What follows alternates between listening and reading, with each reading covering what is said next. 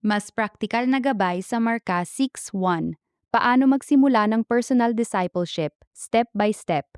Personal discipleship ay isang mas mature na Kristiyano na tumutulong sa isa pang Kristiyano na lumago kay Kristo sa pamamagitan ng regular na relasyon. Practical steps para magsimula. Step 1, magdasal at maghanda sa sarili. Manalangin. Panginoon, sino ang gusto mong tulungan ko? O sino ang gustong tulungan ako? Basahin muna ang Biblia ng regular at maging halimbawa. Step 2, maghanap ng taong didisiplinahin o magdidisiplina sa iyo. Maaaring baguhan o bata pa sa pananampalataya.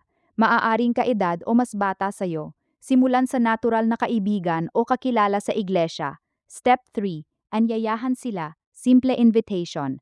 Halimbawa ng sinasabi, kapatid, napansin ko na seryoso ka sa paglago mo kay Kristo. Gusto mo bang magkita tayo minsan sa isang linggo para pag-aralan ang Biblia, manalangin at mag-accountability?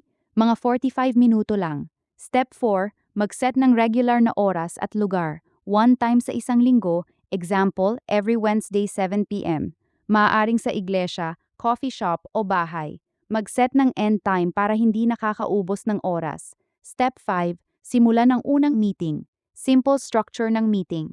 45-60 minuto. 1. Catch up plus prayer, 10 min.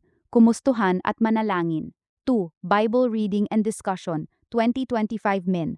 3. Basahin ang talata, hala, Juan o Marcos. 4. Tanungan. Ano ang natutunan? Ano ang ipinapakita nito tungkol kay Kristo? Ano ang dapat baguhin sa buhay?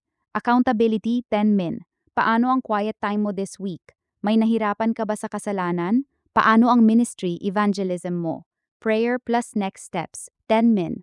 Step 6, gamitin ang magandang tool. Discipleship Workbook, hala multiply ni Francis Chan, o The Master Plan of Evangelism. 1-to-1 Bible reading, basahin ang parehong aklat at pag-usapan. 9 marks resources sa discipleship. 2. Paano suriin kung lumalago ka talaga? Self-assessment. Narito ang mga praktikal na tanong na maaari mong gamitin bawat 10 buwan o 10 buwan. A. Spiritual Growth Indicators. Pag-ibig sa salita ng Diyos, mas nasisiyahan ka bang magbasa ng Biblia ngayon kaysa dati? Naiintindihan mo ba ng mas malalim? Panalangin. Mas regular at mas malalim ba ang iyong panalangin? Kabanalan. May mga kasalanang dati mong ginagawa na unti-unti nang nababawasan? Galit, pornography, kasinungalingan, etc.? Pag-ibig sa kapwa. Mas mapagmalasakit ka ba sa ibang miyembro ng iglesia? B. Practical evaluation questions.